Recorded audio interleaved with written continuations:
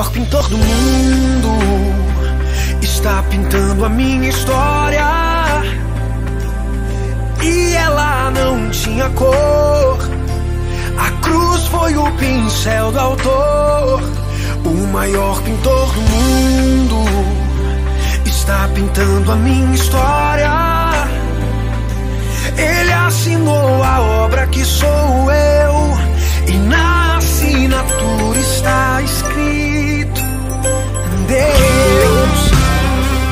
Olá, minhas vidas, tudo bem com vocês? Então, gente, tô passando aqui hoje, né? Que hoje é dia de soltar mais um vídeo. Vim pedir desculpa pelo sumiço, porque era pra ter saído o vídeo quarta-feira.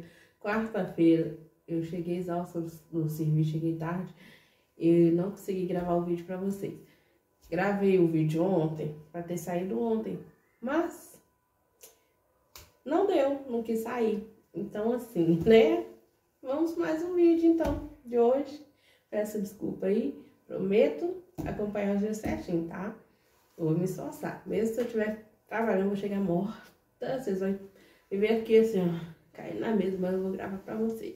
Porque vida de blogueira, querida, é assim, é na raça, tá bom? Mas vamos lá, foi mais uma história. Então, gente, a história de hoje é um pouquinho polêmica, mas é sobre aviso para os pais, né? Hoje é encaminhado para os pais, porque é o que eu falei para vocês, né?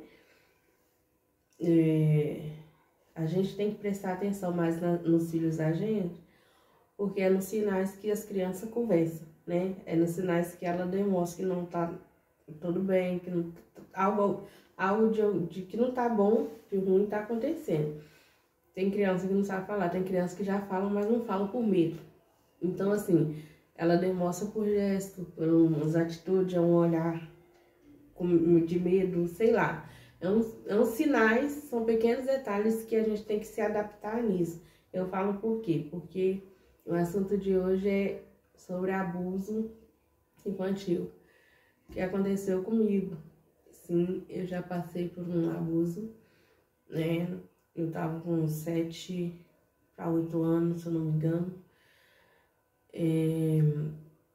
Naquela época, gente, não tinha nada disso, né? Na internet, a gente não tinha acesso a estar falando as coisas. Então, assim, as leis, né, não é a mesma de hoje, que é mais rigorosa. Então, assim, as coisas aconteciam, as pessoas se ficavam com medo, se trancavam por medo, ficavam se culpando, né? E tinha medo, tinha vergonha de falar. Hoje em dia não, hoje em dia, graças a Deus, as coisas evoluíram. Bem-vindo ao século XXI, né? Estamos evoluídos aí. Então, assim, a gente tem que aprender a falar, né? A gente tem que falar as coisas que nos machucam, as coisas que não tá bom, mesmo que a gente sofra ameaça, a gente tem que denunciar, porque não é legal, né? Eu era uma criança de 7, 8 anos e minha mãe tinha que trabalhar e eu ficava com um casal de idosos na época, idosos assim, né? Pra mim era idoso, mas a senhora que minha mãe deixava eu com ela, o esposo dela tinha um comércio, né? Um comérciozinho lá na região onde a gente morava. Aí, enquanto ela ficava cuidando da casa, né? Eu ficava brincando com a vizinha, em frente à casa dela. Eu ficava brincando com a filha da vizinha lá. E a gente brincando, esse senhor, que tinha idade para ser meu avô, né? Chamou a gente pra gente dar a gente guloseimas, né? Não sei se era pirulito ou bala, alguma coisa assim. Sempre atraía a gente com esse negócio, tipo, de guloseima. Criança, né, gente, é um algo fácil, porque a gente não vai resistir a um doce, ainda mais doce. Agora que até hoje eu não resisto a um docezinho, mas eu já aprendi mais. Logicamente que eu não vou pegar de pessoas estranhas. Mas na época eu conhecia a pessoa, né? Minha mãe sempre falou, não aceita nada de pessoa estranha, mas eu ficava na casa desse senhor, né? A esposa dele cuidava da gente, então assim, ele não era estranho para mim. Então eu ia lá para pegar a bala e tava dando a gente foi, né? Na maior inocência. Só que chegou lá dentro, ele trancou a porta. Isso a gente já, né, achou estranho, a gente queria sair, ele tá assim, não, espera só um minutinho, eu vou pegar a bala pra você. Ele trancou a porta, ele fechou a janela. E nele fechar a janela, fechar a porta, ele começava a querer abusar da gente. E a gente tentava correr, mas a porta estava trancada, e ele falava que se a gente gritasse, se a gente falasse, ele ia desmentir, que eles iam acreditar mais nele do que na gente, que não sei o que, ficava ameaçando a gente, que ele depois ia ser pior pra gente, que não sei o que. Ficava com essas palavras de chantagem, sabe, ameaçando, então a gente ficava com medo. Eu lembro que eu tava começando a dar pedrinha no peito. Ele apertou, chegou a doer, né? Então assim, ele ficava passando a mão na gente e tal. Quando ele, por fim, abria a porta, que a gente corria, a gente já ficava, né, já com medo. A gente já não quis nem saber de coisas, balas, esses negócios, mas a gente corria, já com medo, assustada, a pessoa perguntava o que tinha acontecido. E a gente com medo, pela ameaça, e já olhava pela gente pela janela. Mas você disse, se vocês falarem, eu vou te matar, ou alguma coisa assim, né, com o olhar. Mas você diz, não fala. Aí a gente já ficava com medo, não falava nada disso. Então assim, a gente que era maiorzinha, já estava com o quê, 7 para 8 anos, a gente já entendia que era ameaça, a gente tinha medo disso.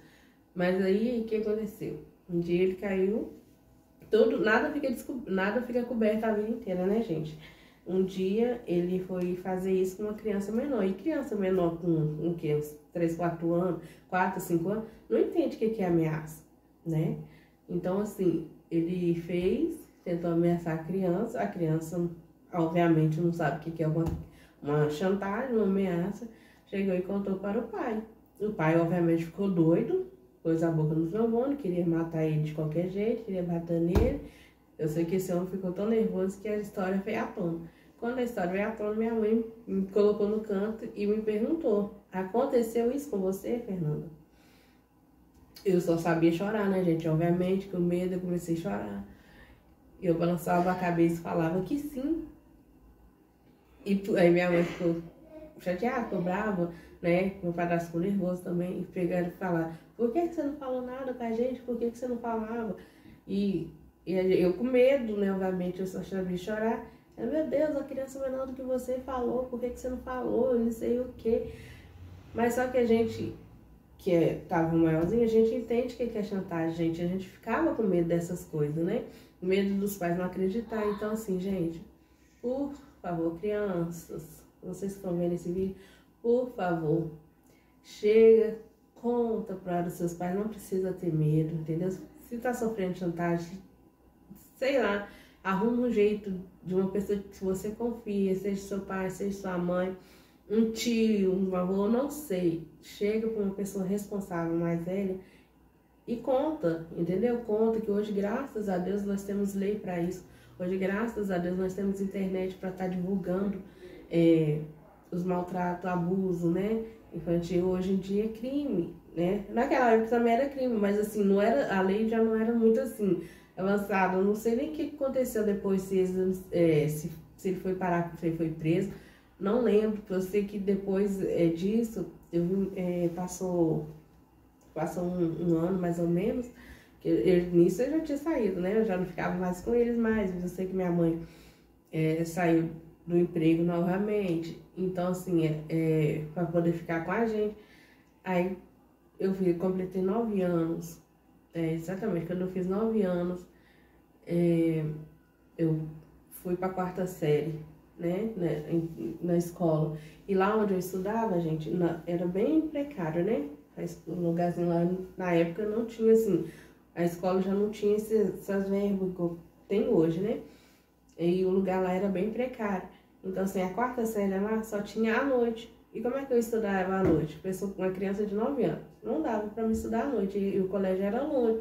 Tanto que tinha um ônibus escolar para levar a gente. Mas era assim, à noite é perigoso. Então, não tinha como eu estudar à noite.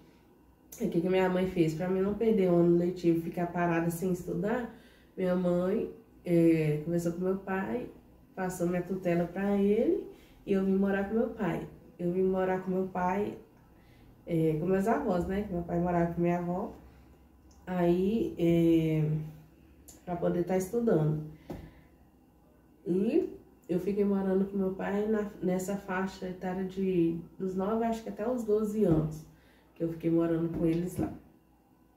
Porque aí eu sei que minha mãe depois mudou. Depois que aconteceu tudo isso, minha mãe ficou morando lá um ano, mais ou menos. Não, minha mãe eu fiquei de 9 até os 12. Aí quando eu completei 12 anos, minha mãe conseguiu trocar a casa dela lá. Porque eu e meu irmão já tava ficando difícil da gente ficar se comovendo, né? Só todo final de semana ela tinha que vir buscar a gente tinha que ficar indo pra lá. Então, assim, ficava cansativo, né? Então, assim, minha mãe conseguiu uma casa para trocar no bairro próximo, né? O bairro próximo, assim, da casa dos meus avós. Aí, quando eu completei 12 anos, eu voltei a morar com minha mãe. Eu voltei a morar com minha mãe, que ela trocou a casa, né? Aí, quando eu completei 12 anos, eu fui morar com ela novamente. Então, gente, essa é a história de hoje. A gente vamos prestar atenção em detalhes das crianças, ficar atentas às crianças, principalmente hoje em dia. Hoje em dia, né, o mundo tá, assim, hoje estamos mais evoluídos, tem meios de estar informando, né, de comunicar, de falar mesmo, só que também hoje em dia a gente não tá podendo confiar em quase ninguém, né? Então, principalmente, né, por causa disso, a gente tem que ficar mais atento. Esse é o meu recado de hoje, espero que vocês tenham gostado até aqui. Prometo seguir a risca, tá? E tomara que hoje o vídeo vai dar certo lá no café. E venha comigo para a próxima história. Beijo e até mais. Tchau.